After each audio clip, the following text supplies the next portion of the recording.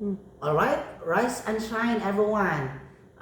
First and foremost, I would like to greet, especially to our professor. We have Dr. Rodora G. Magan, and all my classmates in this master's class. We have a pleasure to be here with you today.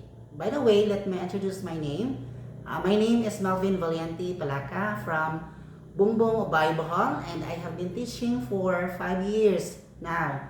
Throughout my teaching journey, I have gained valuable experiences that have helped me grow both professionally and personally. Aside from teaching, I also do event hosting and decorating whenever time allows. So these experiences have enhanced my creativity and confidence and interpersonal skills as a teacher. So I have faced many struggles in life, yeah, along the way, but those challenges have strengthened me and my perseverance and grit. So I do believe that being persistent and dedicated to our duties will help us move forward and achieve our goals. I am looking forward, of course, to learning, sharing ideas, and growing together with all of you in this master's program. So, by the way, moving on, here's my idea on the following talking points or questions. We have here number one, how do language preferences shape the world? So, let's have first, what is language preferences? So, according to my research and of course, based on my own idea, no, it shaped the world because the words and languages we choose influence on how we think, of course, communicate and connect with others, and how we connect to our friends and other people out there. When people prefer a certain language, it affects the kind of media they watch. What kind of media they watch? They have watch Facebook, of course, the books they read, and even the news they trust. So, for example, someone who prefer English or may follow international content, while someone who prefers Filipino might connect more with local shows and traditions. So since we are Filipino, so of course we will connect more local shows and traditions. So these preferences help shape culture and identity communities. We have here our in daily life experiences. Language preference affects simple things like school and friendship. So since I am a school teacher, no, I am a teacher in public. So students who are more comfortable speaking one language may participate more in class when that language is used. Since I am an English teacher, so of course, I'm always doing speaking English to my class whenever, if possible. So if a teacher explains a lesson in a student's preferred language, the student can understand better and feel more confident. No? In friendship, people often bond faster when they share the same language because it makes conversation easier and natural. If your students know how to speak that specific language, then of course, she can use it or he can use it in our daily life.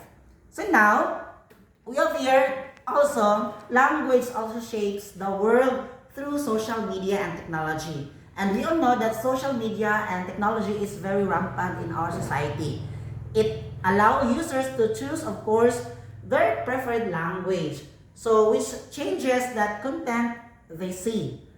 For example, we have here platforms like Facebook. We are very particular with Facebook and of course TikTok. This is fun of our teenagers, no? Show posts and videos based on language settings they prefer.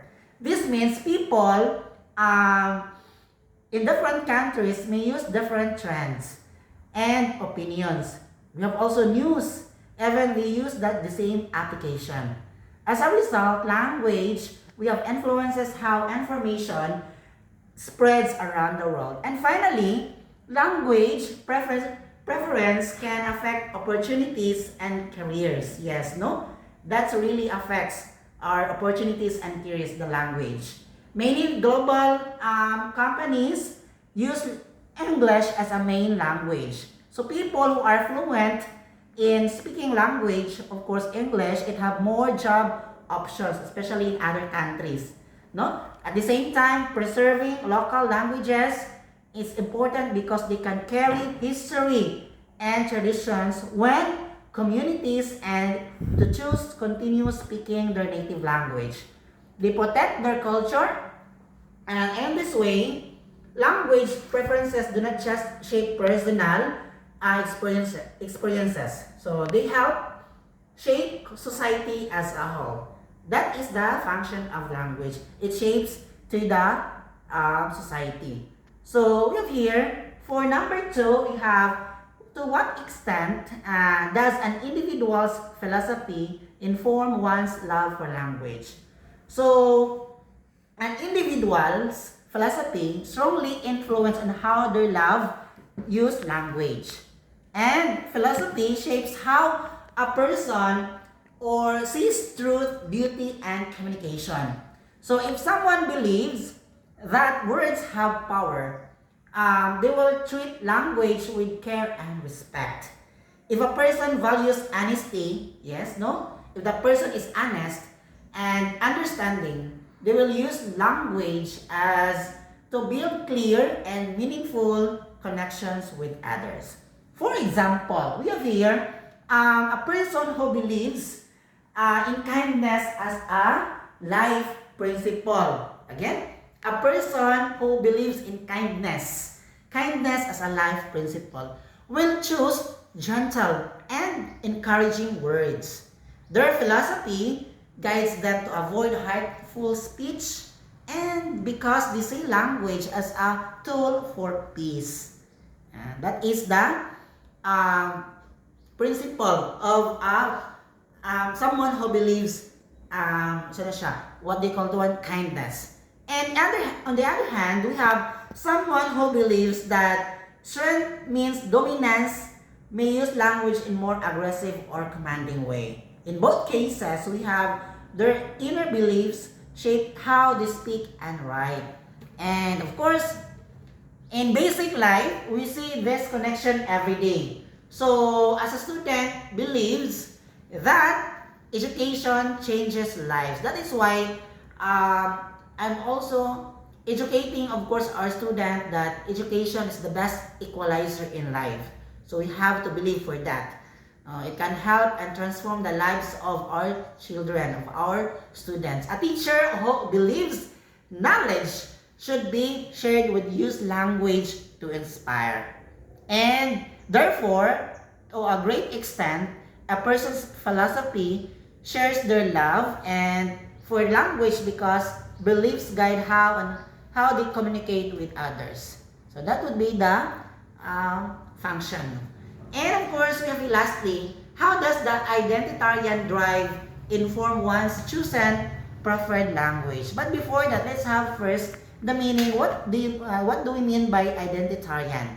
So identitarian, in short, is a person who believes that a country or society should protect and prioritize its own cultural, ethnic, and nationality identity over others. In simple words, this is someone who think a nation's original culture and people should come first. So, meaning to say, people choose things that reflect who they are. Muna siya. And including the language they speak, the language is not just for communication, it also shows culture, background, and values. For example, if someone from Philippines may prefer speaking Filipino or their local dialect because it connects them to expressing identity and belonging. So for example, people often prefer language and that makes them feel accepted in a group. Teenagers, of course, mostly are teenagers right now, might use slang or mix, shall we say, English or Tagalog, or Taglish, Tagalog or English, and to feel closer to their friends. That is why mostly my students is using teaching them, say for example, Tagalog English, not our vernacular, and to feel closer to their friends. No, in some countries like Japan, may people use polite language forms and to show respect because respect is an important part of their culture. The way they speak helps show that group we relate to. So in simple ways, language connect us by helping us share traditions, jokes, stories, and feelings. When we speak the same language, we understand each other better and feel closer. The identitarian drive reminds us language is not just about words. It is a part of who we are and how we connect with others. I think that would be all. Thank you so much, Doc, and enjoy the rest of your day.